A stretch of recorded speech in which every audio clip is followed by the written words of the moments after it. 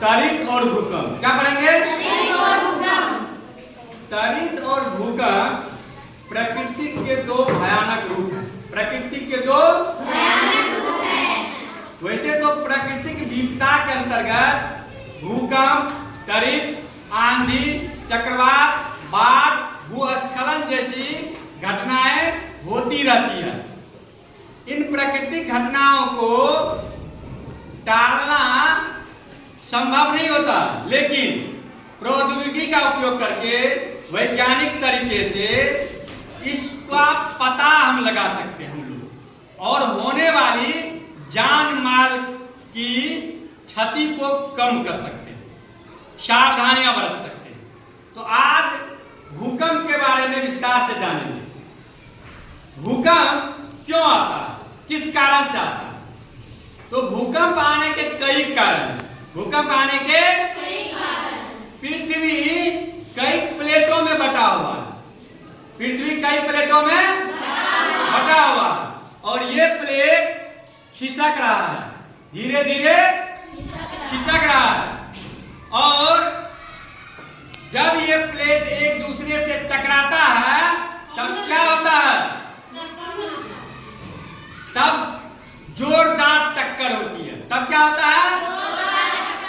और जोरदार टक्कर होने की वजह से पृथ्वी पर कंपन होने लगता है। पृथ्वी में कंपन होने लगता है, जिसे भूकंप कहते हैं। जिसे क्या कहते हैं? पृथ्वी के अंदर ज्वालामुखी है, लावा है, तरल पदार्थ है। जहां पर पृथ्वी का परत कमजोर है वहां पर यह ज्वालामुखी विस्फोट होकर के पृथ्वी के अंदर से बाहर आ जाता है। पृथ्वी के अंदर से बाहर आ जाता है। जब ये ज्वालामुखी फटता है तो जोरदार तरीके से पृथ्वी हिलने लगती है। जोरदार तरीके से पृथ्वी क्या होती है? जिसे भूकंप कहते हैं। जिसे क्या कहते हैं? अब ये ज्वालामुखी का जब विस्फोट होता है तो लावा पिघला हुआ जो है वह पृथ्वी के बाहर आता है, जहां पर कमजोर पृथ्वी का प्लेट है उसको तोड़ करके, और ये धीरे धीरे ठंडा होता है। धीरे धीरे क्या होता है? ठंडा होता है। जब धीरे धीरे ठंडा होता है तब ये काली मिट्टी का रूप ले लेता है। किस मिट्टी का रूप लेता है?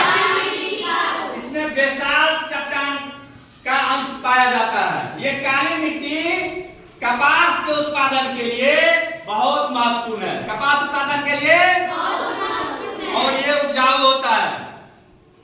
इसका विस्तार आपको महाराष्ट्र में देखने के लिए मिलता है। लोनार का झील। लोनार का झील क्या है?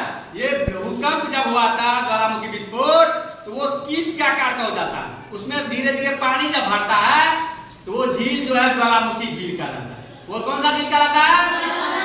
इसके बाद उल्का पिंड। हमारे ब्रह्मांड में अनेक पिंड हैं। ये उल्का पिंड क्या होता है?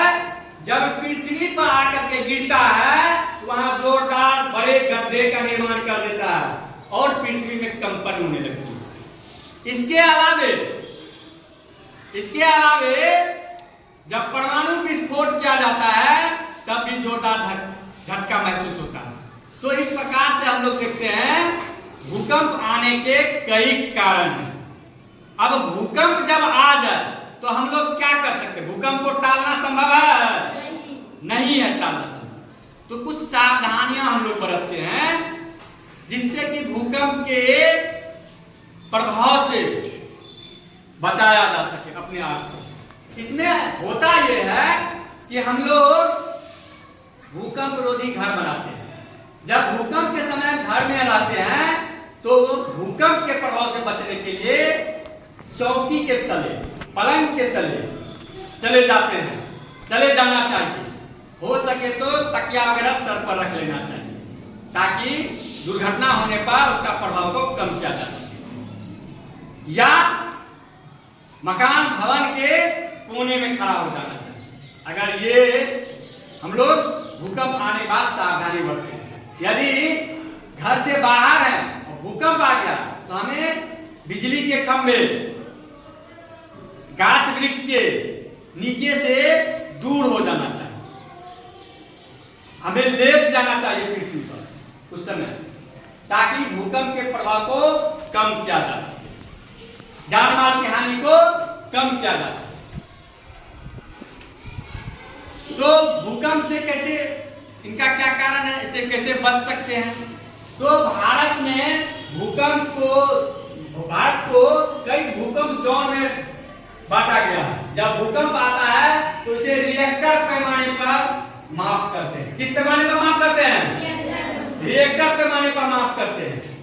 और सिस्मोग्राफ नामक यंत्र से भूकंप का माप किया जाता है।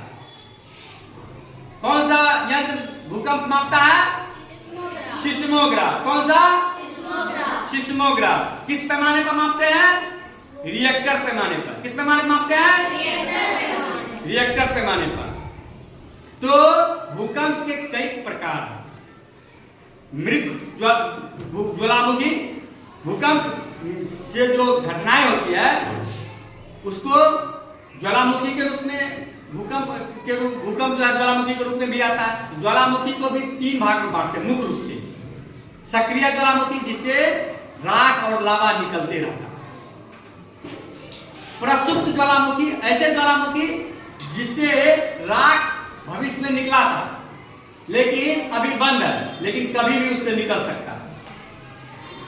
और मृत ज्वालामुखी, ऐसे ज्वालामुखी जहां पर भूकंप के बाद जो राख निकला है उसके बाद अभी तक राख निकलने की संभावना नहीं है। तो ज्वालामुखी को भी 3 भागों में बांटते हैं। कुछ महत्वपूर्ण ज्वालामुखी जैसे फ्यूजियामा का ज्वालामुखी, स्ट्रैम्बोली का ज्वालामुखी, विसुवियस का ज्वालामुखी, ये सब प्रसिद्ध ज्वालामुखी हैं। तो आज हम लोग भूकंप के बारे में जानेंगे। अब तड़ित चालक के बारे में 2 लेक्चर चर्चा करते हैं। तड़ित चालक का खोज महान वैज्ञानिक अमेरिकी वैज्ञानिक ने किया था। फ्रैंकलिन उनका नाम था। क्या नाम था? ये तड़ित चालक का जो खोज किया, उन्होंने कैसे खोज किया था? एक रेशम के धागे में दूर तक भेजा बेंजामिन फ्रैंकलिन। तड़ित चालक का खोज किया था बेंजामिन फ्रैंकलिन। तो ये रेशम के डोरी से आकाश तक बादल में भेजा पतंग को, उससे जो है विद्युत प्रभावित होकर के नीचे तक आ गया। इसी प्रयोग को रूसी वैज्ञानिक रोस ने भी दोहराया, लेकिन इसमें उनकी जान चली गई, करंट लग गया और झटके से वह मर गए। तो इस तरह से तड़ित चालक का खोज हुआ। तो आज के लिए इतना ही, धन्यवाद।